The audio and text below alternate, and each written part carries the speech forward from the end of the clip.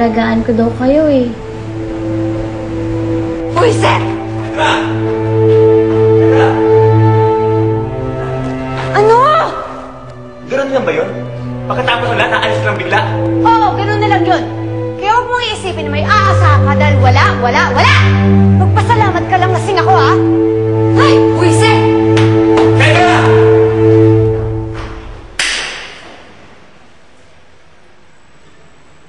O kayo?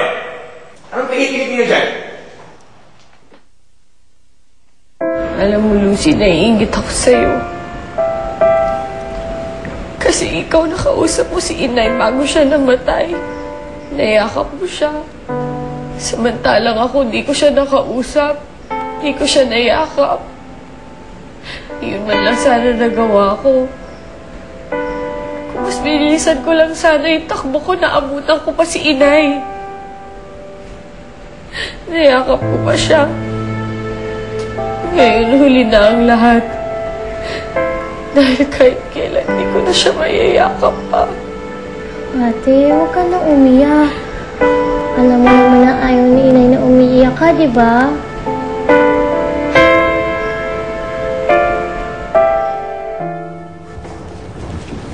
Fernando Jose! Ma! Look who's here. Rika! She has tickets to a play. I cannot go.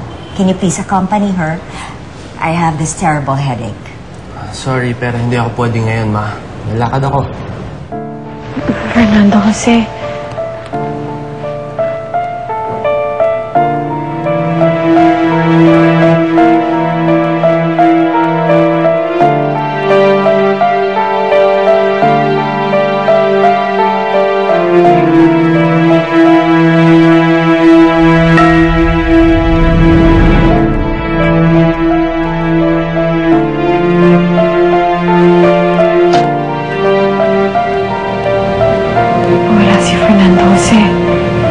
Saan ka pupunta?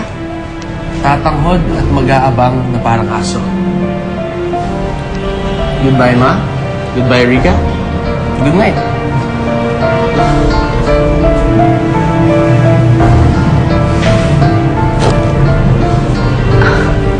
Akala ko ba hiniwala niya yung hampas lupang yan?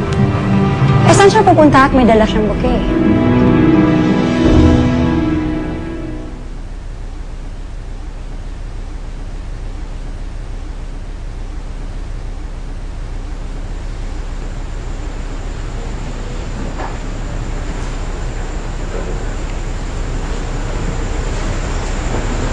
Sino ka?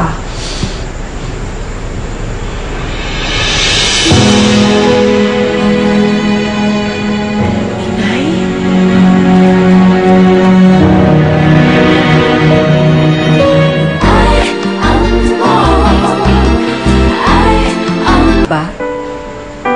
Hindi mo makakalimutan ang birthday ko. At mas malaki na yung cake ngayon.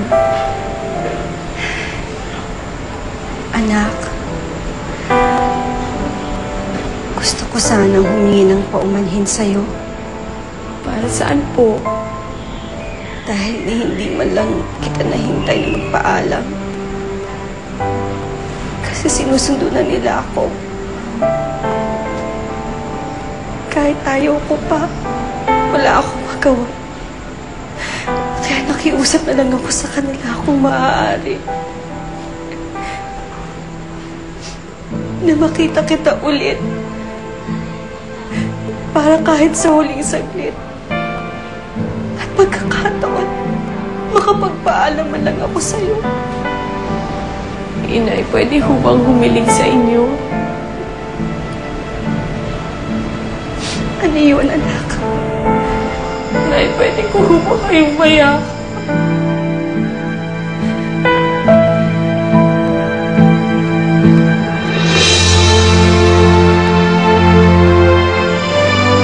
Inay! Anak, pinapayagan na kita.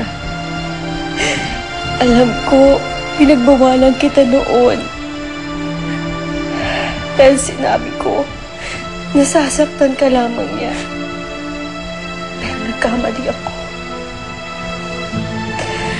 Dahil habang nagkakalayo kayo, lalo ka nasasaktan. Kaya pinapayagan na kita. Salamat, Nay.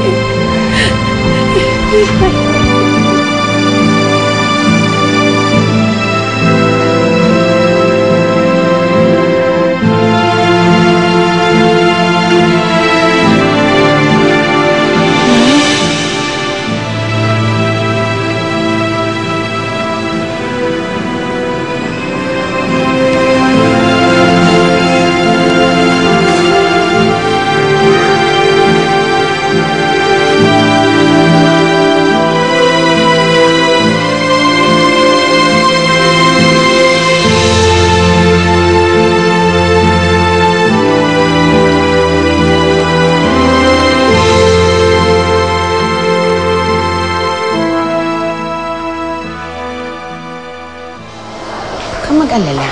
Okay lang yan. Relax ka lang, ha? Relax ka. Ayan, sorry. Ayan na.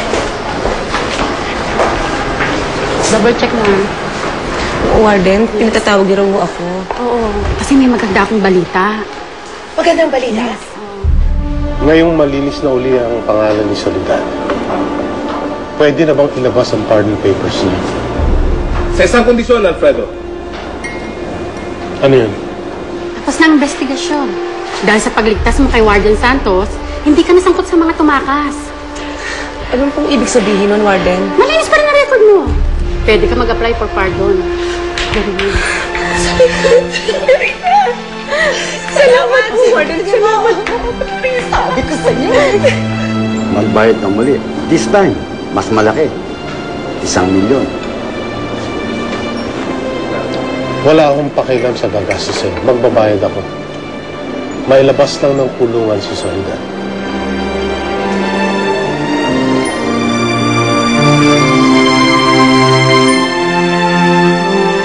Fernando Jose!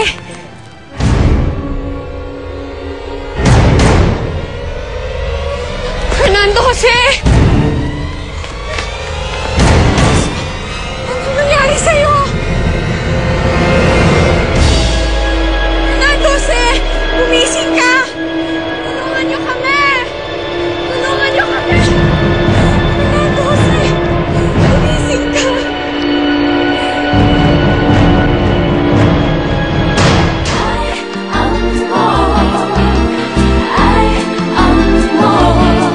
Chairman, tingnan niyo na po ito ngayon para maaga tayong matapos. Kawig siya ng girlfriend ni Juan dati.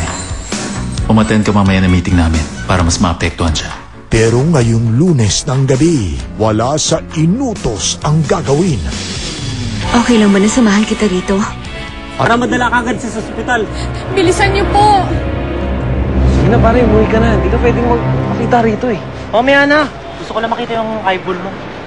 Ano ka ba? Hindi pwede. Pag nakita ka nun, mabibisto pa tayo eh.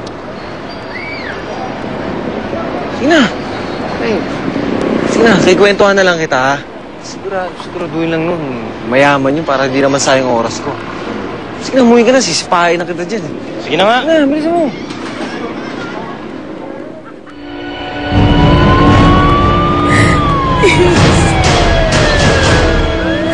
Ano nangyari sa'yo?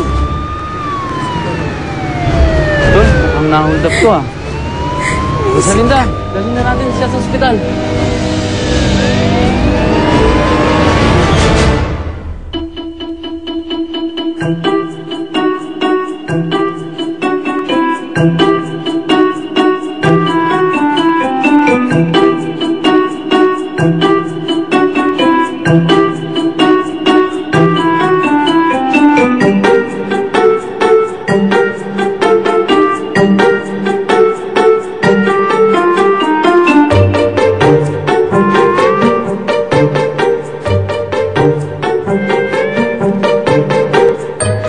Beto?